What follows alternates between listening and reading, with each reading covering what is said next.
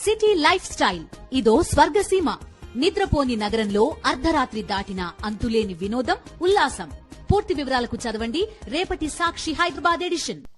ఆయన చెప్తా ఉన్నారు 2014-19 మధ్య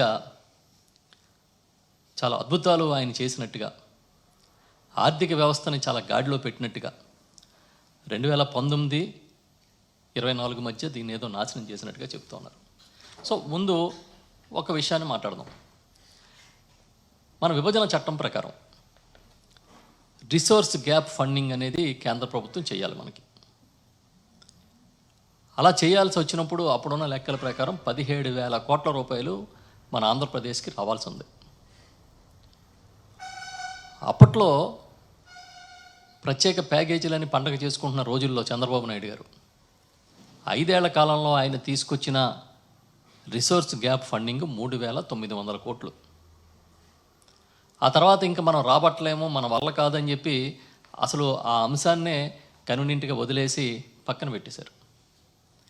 2019లో జగన్మోహన్ రెడ్డి గారు మళ్ళీ అధికారంలోకి వచ్చిన తర్వాత, వైఎస్ఆర్ పార్టీ ప్రభుత్వం ఏర్పాటు అయిన తర్వాత, అప్పుడు మళ్ళీ రిసోర్స్ గ్యాప్ ఫండింగ్ అనేది మనకి చాలా రావాల్సి ఉంది, ఏ పరిస్థితిలో మనం తెచ్చుకోవాలని చెప్పి భావించి దానిపైన కేంద్రంతో మాట్లాడి పెద్ద ఎత్తున వాళ్ళని ఒప్పించడానికి ప్రయత్నం చేసి 10,460 కోట్ల 87 లక్షల రూపాయలని విడుదల చేయించారు. ఎవరు గొప్ప అని అడుగుతున్నా. ఆ రోజు కూడా కూటమి ప్రభుత్వమే.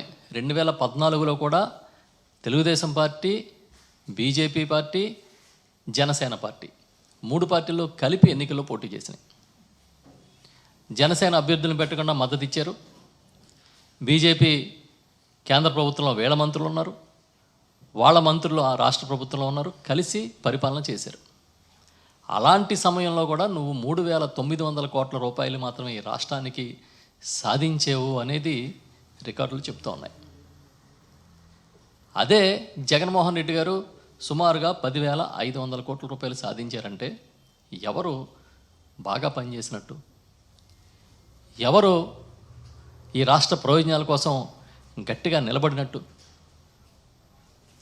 ఇది నిజం కాదా అని అడుగుతున్నాను నేను. అదే కాకుండా ఆర్థిక మంత్రి కేశవ్ గారు చెప్తారు, ఆయన చాలా బాగా మాట్లాడగలుగుతారు, ఒప్పించడానికి చాలా చక్కగా మాట్లాడగలుగుతారు. ఆయన ఏం చెప్తా ఉన్నారంటే 2014-19 మధ్య ఈ రాష్ట్రంలో సాధించిన ఆర్థిక ఫలితాలు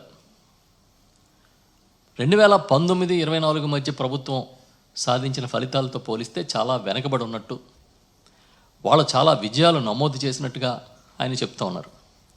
ఈ సందర్భంగా కొన్ని అంశాలు వాళ్ళ ప్రస్తావించిన అంశాలే తీసుకుని మాట్లాడితే 2014-19 మధ్య జిఎస్డిపి అంటే రాష్ట్ర స్థూల ఉత్పత్తి 13.5% పెరిగింది. సిఏజిఆర్ రేటు ప్రకారం అంటే సగటు వార్షిక వృద్ధి రేటు చూస్తే 13.5% ఉంది. అదే 19-24 మధ్య 10.5% మాత్రమే నమోదైంది. కాబట్టి మేము చాలా గొప్పవాళ్ళం అని చెప్తున్నారు ఆయన. ఈ ప్రపంచం మొత్తం కోవిడ్తో అతలాకుతలం అయిపోయింది. దేశాలకి తాళాలు వేశారు, మొత్తం వ్యవస్థలన్నీ కుప్పకూలిపోయినాయి. చాలా చోట్ల తినడానికి తిండి లేదు, తాగడానికి నీళ్లు లేని పరిస్థితి. చాలా భయంకరమైన పరిస్థితులు నెలకొన్నప్పుడు ఒక్క ఆంధ్రప్రదేశ్ రాష్ట్రంలోనే ఆనాటి ముఖ్యమంత్రి గౌరవనీయులు జగన్మోహన్ రెడ్డి గారు కోవిడ్ని చాలా సమర్థంగా ఎదుర్కొన్నారు. సమర్థంగా ఎదుర్కోవడమే కాదు, అంత కోవిడ్ పరిస్థితుల్లో కూడా ఏ ఒక్క సంక్షేమ పథకాన్ని ఆపలే. ప్రతి పథకం కింద డబ్బులు ఇచ్చారు. దాంతోపాటు పేషెంట్లు ఉన్న ఇళ్ళకి మందులు పంపించారు, ఉచితంగా పరీక్షలు చేయించారు, ఉచితంగా నిత్యావసర వస్తువులు ఇచ్చారు, ఆర్థిక సహాయం కూడా చేశారు, భోజనాలు పెట్టారు. ఇవన్నీ చేసి ఆ రోజు ఆయన నిలబెట్టబట్టే ఈ 10.5% వచ్చింది. ఈ సందర్భంగా ఒక్క విషయాన్ని మనం చూడాలి. ప్రపంచవ్యాప్తంగా పడిపోయినప్పుడు కూడా మన రాష్ట్రంలో చాలా సమర్థంగా వ్యవస్థను నడిపించారనడానికి ఉదాహరణ ఏంటంటే జీడిపిలో అంటే దేశ స్థూల ఉత్పత్తిలో మన రాష్ట్ర స్థూల ఉత్పత్తి షేర్ చూస్తే మీకు మనకే మనం చేసింది చాలా స్పష్టంగా కనిపిస్తుంది. ఇంచుమించుగా 4.47% నుంచి 4.83% పెరిగింది. ఇది జాతీయ స్థూల ఉత్పత్తి పెరుగుదల రేటు కన్నా ఎక్కువ. ఇది దీన్ని బట్టి మనకేమర్థమవుతుంది? ఈ రాష్ట్రంలో మెరుగైన ఫలితాలు నమోదైనని మనకు అర్థం అవ్వట్లేదా? మెరుగైన పురోగతి సాధించామని మనకు అర్థం కావట్లేదా? 2014-19 మధ్య 4.47% ఉంటే 19-24 మధ్య 4.83%. నేను చెప్పిన ప్రతికూల పరిస్థితుల్లో కూడా ఈ జీడిపిలో మన వాటా అంటే అర్థం ఏంటి? అప్పటికన్నా మీ హయాంలో 5 ఏళ్ల కన్నా ఈ ప్రభుత్వ హయాంలో 5 ఏళ్ళు మెరుగైన ఫలితాలు వచ్చాయని. ఇంకా కొన్ని విషయాలు కేశవ్ గారు, ఆర్థిక మంత్రి వర్యులు పయ్యావుల కేశవ్ గారు ప్రస్తావించింది చూస్తే ఆయన అంటారు చాలా బాధపడిపోయారు ఆయన. అంటే చిక్కీలు పిల్లలకి పెట్టాల్సిన చిక్కీలు కూడా బకాయిలు పెడతారా అని ఆశ్చర్యపోయాడు ఆయన. చిక్కీలకి బకాయిలు పెట్టారని బాధపడిపోతూ ఉన్నారు. కానీ వీళ్ళ గవర్నమెంట్లో వీళ్ళ ప్రభుత్వం అధికారంలో ఉన్నప్పుడు పిల్లలకి సప్లై చేసే పాలుకి గుడ్లకి 148.60 కోట్ల రూపాయలు పెండింగ్ పెడితే జగన్మోహన్ రెడ్డి గారు ముఖ్యమంత్రి అయిన వెంటనే తీర్చిన మాట అబద్ధమా? మీ డిపార్ట్మెంట్ లెక్కల్లో ఉంటాయి చూడండి. ఒక గవర్నమెంట్ కంటిన్యూస్ ప్రాసెస్. ఈ ప్రభుత్వం 2019 నాటికి మారి జగన్మోహన్ రెడ్డి గారు ముఖ్యమంత్రి అయ్యే నాటికి, వైఎస్ఆర్ పార్టీ ప్రభుత్వం వచ్చిన నాటికి మీ బకాయిలు ఎంత? ఇంచుమించుగా 42,183 కోట్లు మీరు బకాయి పెట్టేసి వెళ్ళిపోయారు.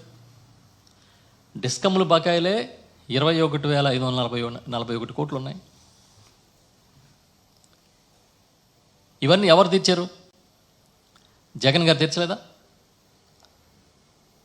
అంటే ఏదో పిల్లలకు కూడా బకాయిలు పెట్టేశారు, అతి కష్టం మీద మేము నడుపుతున్నాం అన్నట్టుగా మీరు చెప్పాలని ప్రయత్నం చేస్తున్నారు. కానీ మీరు గతంలో చూస్తే అసలు మీరు బకాయి పెట్టని రంగమే లేదు. అసలు సంక్షేమం మీద శ్రద్ధే లేదనే విషయం మీకు 2014-19 మధ్య మీ పరిపాలన చూస్తే ఎవరికైనా అర్థమవుతుంది. ఇంకా మా నాయకుడు జగన్మోహన్ రెడ్డి గారు ఏది ఆగినా పర్వాలేదు, సంక్షేమం ఆగకూడదు అనేది ఆయన ఒక బ్రాండ్గా తీసుకున్నారు. అందుకే మీకు కోవిడ్లో కూడా ఎంత కష్టమైన అమలు చేయగలిగారు. అసలు మధ్యాహ్న భోజన పథకం అనేది ఒక రివల్యూషన్ ఈ రాష్ట్రంలో. ఏ మెనూ పెట్టాలో స్వయంగా ముఖ్యమంత్రి చూశారు. పిల్లలకి ఏ రోజు ఏ భోజనం పెట్టాలో ఆయన డిసైడ్ చేశారు. చివరికి రక్తహీనత ఉన్న పిల్లలు, ప్రత్యేకించి విద్యార్థినులు రక్తహీనత ఉంటుందని రాగి జావ కూడా ఎడిషనల్గా ఇచ్చిన ప్రభుత్వం ఏదైనా ఉంటే అది జగన్మోహన్ రెడ్డి గారి ప్రభుత్వం. మీరు మాత్రం ఏదో పిల్లల కోసం కూడా మేము శ్రద్ధ పెట్టలేనట్టుగా మాట్లాడుతూ ఉన్నారు. ఇది కరెక్ట్ కాదు. ఇది మీరు గొప్పలు చెప్పుకోండి. ఇంకో జగన్ గారు ఇవే చేశారు, మేము ఇంతకు మించి పిల్లలకి పెడతామని చెప్పండి. మేము చిక్కీలు పెట్టాం, మీరు ఎంతకన్నా గొప్ప పెడతారని చెప్పండి. వాళ్ళ ఆరోగ్యం కోసం మేము చేసిన వాటికన్నా ఇంకా గొప్ప కార్యక్రమాలు టేకప్ చేస్తానని చెప్పండి. అది మానేసి ఏదో ఇప్పటికీ ఏదో మీరే చాలా గొప్పగా పనిచేస్తున్నట్టు, మేమంతా అసలు గాలికి వదిలేసినట్టుగా చంద్రబాబు నాయుడు గారు చాలా దుర్మార్గమైన ప్రచారం చేస్తూ ఉన్నాడు.